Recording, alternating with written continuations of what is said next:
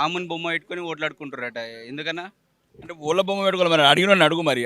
ఓడి చెప్పిండు నీకు ఓడి బొమ్మ పెట్టుకోవాలి మేము రాముడి సంతానం రాముడి వారసులము మరి రాముడిని పెట్టుకోతే ఏమని పెట్టుకోవాలరా ఓడరా చెప్పు మరి ఎవరు చెప్పండి ఏ దేశంలో బతకాలి మేము రాముడే మా ఆరాధ్య దైవము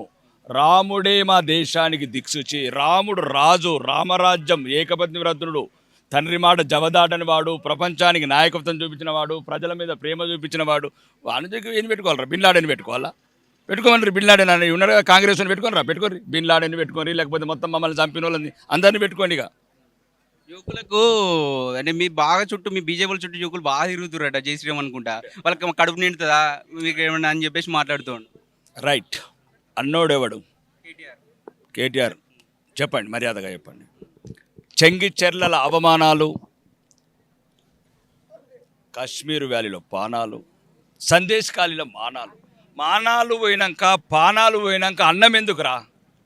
మానవులు తిత్తున్నారు పానాలు తిత్తున్నారు అందుకోసం చెప్తున్నాము అన్నం తర్వాత బతుకుతా అన్నం తింటాం జై శ్రీరామ్ అనే పదమే మమ్మల్ని కాపాడుతుంది జై శ్రీరామ్ అనే పదమే ఈ దేశానికి రక్ష జై శ్రీరామ్ అనే పదం ఈ దేశానికి అభివృద్ధి ఈరోజు ఆకాశంలో ఎగిరే ఫ్లైట్లు కావచ్చు భూమండలంలో ఫ్లైట్లు దిగే రోడ్లు కావచ్చు విదేశీ ఎగుమతులు కావచ్చు విదేశీ పెట్టుబడులు కావచ్చు మొత్తం భారతదేశం ఈరోజు ప్రపంచంలో నెంబర్ 1 కావడానికి బీజేపీ మీరు ఒకటి మతం గురించి మాట్లాడకండి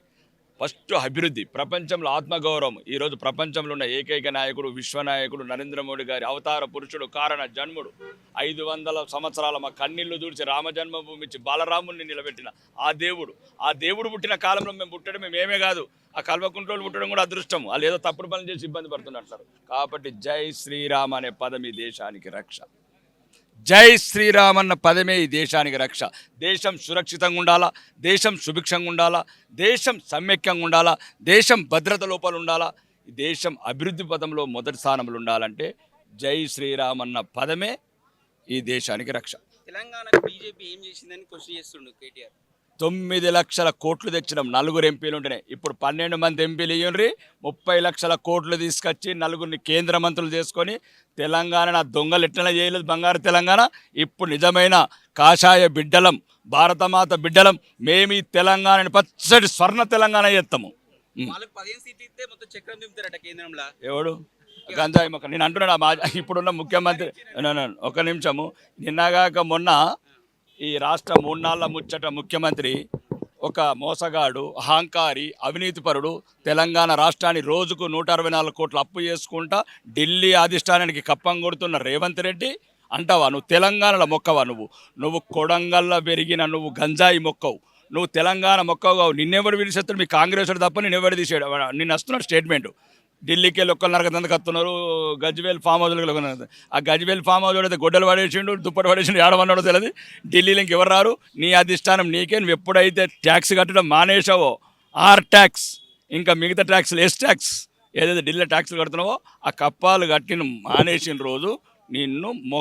గంజాయి మొక్కవు నువ్వు తెలంగాణ మొక్క కామారెడ్డి లోడగొట్టిన బుద్ధి రాలేదా నీకు నిజామాబాద్ గడ్డ పౌరుషాల గడ్డ ఏమనుకుంటున్నావు మర్యాదగా మాట్లాడు. కవితను బీజేపీ కస్టడీ చేసిరట కదా పోలీస్. ఇప్పుడు ఒకటండి మేము వేయాలనుకుంటే ఓటుకు నోటుకేస్తే సీనియం కూడా ఇస్తాం గేమే క్లోజ్ చేస్తాం కదా ఆమె ఈ మధ్యన పాపం జపమాల తీసుకున్నది బాగా కొద్దిగా మనిషి ప్రశాంతంగా ఉండి